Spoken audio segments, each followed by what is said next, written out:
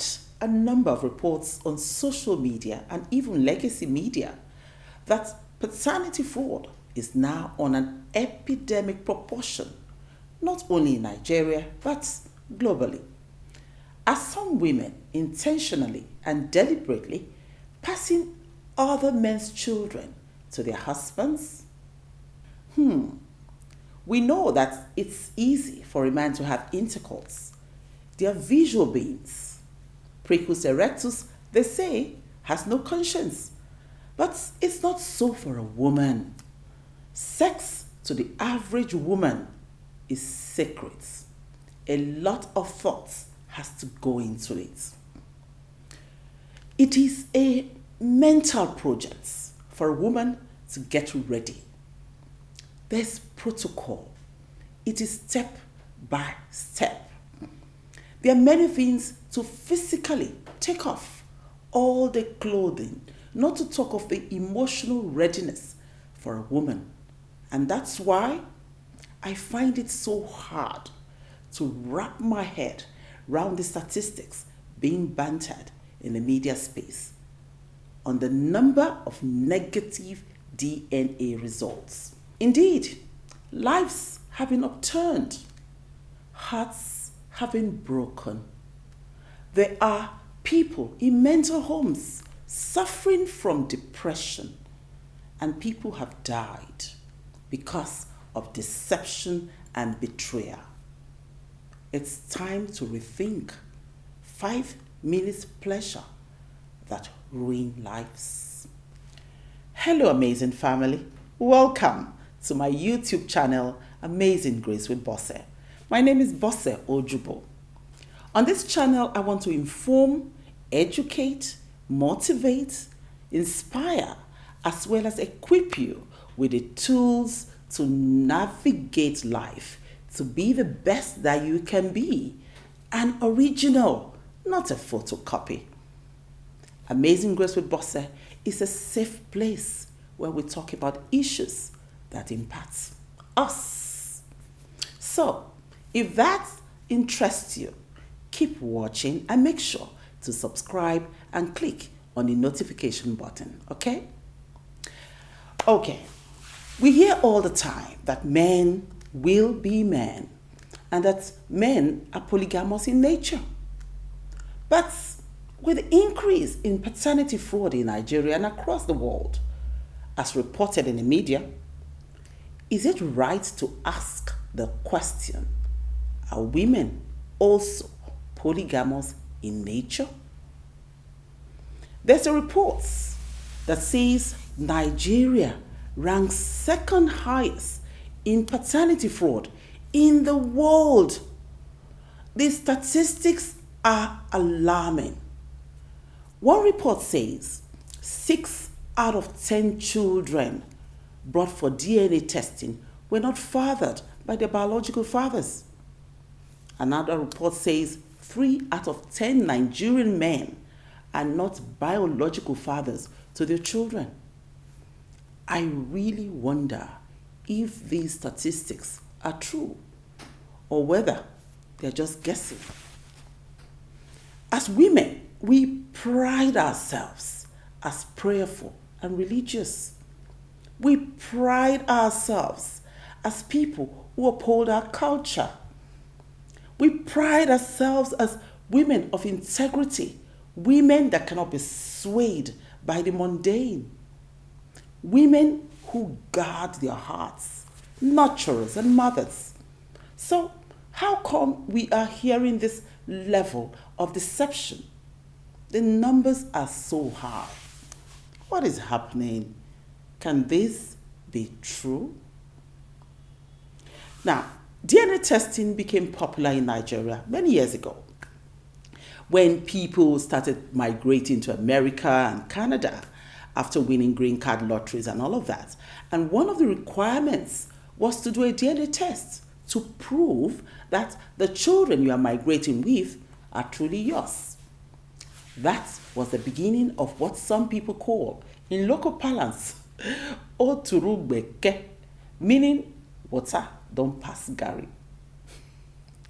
Some results showed that some children had zero blood ties with their supposed biological father. These days, men are walking into DNA labs with their hearts in their mouths to confirm the paternity of their children. An interview conducted by Premium Times in Nigeria shows that DNA testing has increased from 100 to 400 a month in just one center in Lagos. When a man decides to go and verify if he's truly the biological father of his child or children, it shows there's an element of doubt and fear of infidelity. And most times, they go without telling their partners. There are reports also that women who have played away matches come for DNA testing to find out if their children belong to their husbands. So, they bring their husband's toothbrush, nails, and hair to compare samples with that of their children. In that same interview, it was reported that if everyone starts doing DNA tests, yawa go gas. The whole country will scatter. There will be no marriages again. Wow. Can this really be true? My church mind says it cannot be true. Now, the report went on to say that most firstborns are not fathered by the husbands at home. And perhaps this is because the women or some of the women had multiple boyfriends before marriage. And so when they became pregnant, they had to do tubu. That is, they had to pick and choose perhaps the most promising of the men to be the father of the unborn child. Now, there's a saying where I come from. I am proudly Issa from Edo State. That it's a woman who knows the father of her child. A woman ought to know 100% without any iota of doubt the father of her child. But unfortunately, that's not always the case, as we can see with some women going to check paternity themselves. The question we should be asking now is, are women also polygamous in nature? Are women practicing polygamy or polyandry in secret? Are women now competing with the men in the adultery and cheating game? Tit for tat. You do me, I do you. God, no diverse. Is that the case? How else can we explain the mind-blowing statistics? Now, this story is the same outside Nigeria.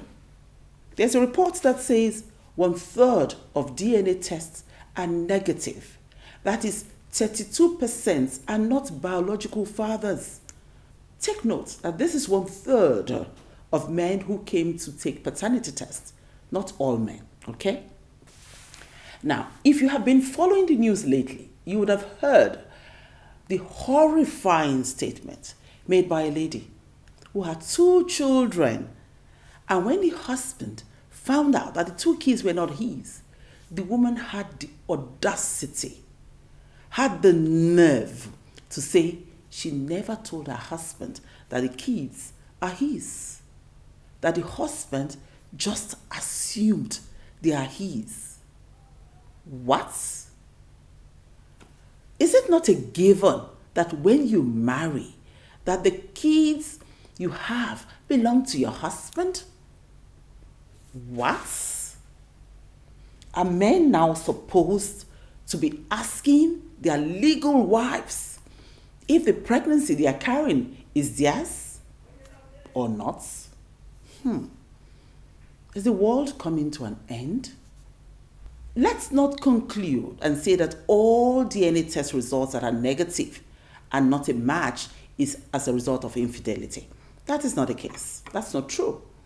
There are many reasons why a DNA test will not be a match to one or both couples.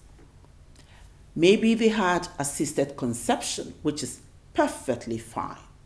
In such cases, a negative result should not cause any controversy because it is expected that the couple are both in the know.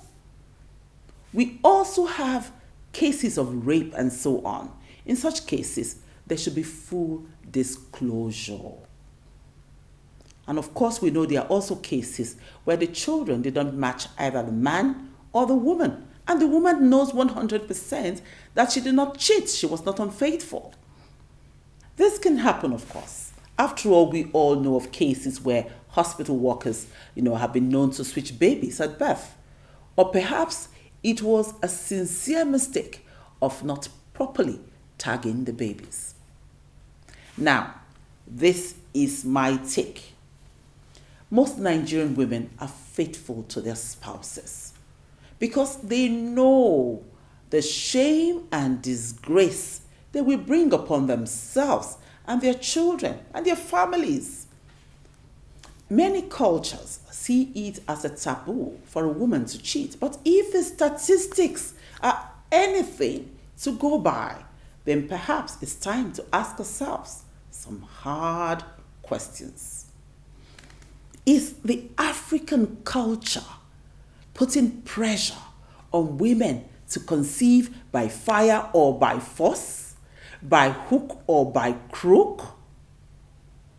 Is it possible that our mentality of, let her get pregnant first, let's see if she's fertile before we marry her, could this be responsible? Are men frustrating and neglecting their wives? Should marriage just be about having children?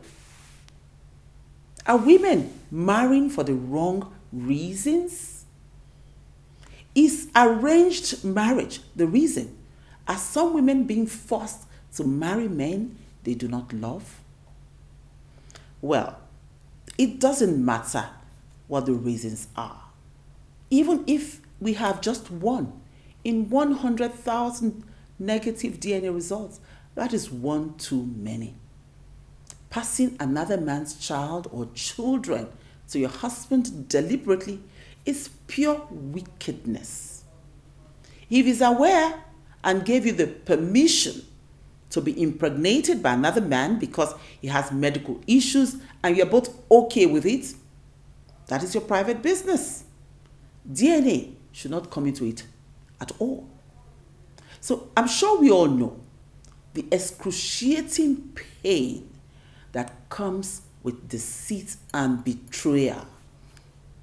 After loving and investing your hearts, your time, and your resources in a relationship, and the man or woman cheats on you and betrays you, or you wake up one morning and find that the child you thought was your biological daughter or son is not yours, how will you feel?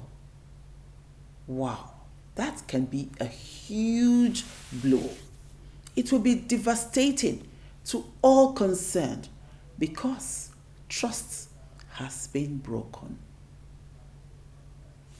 That is why we all must learn to pause and think about our actions.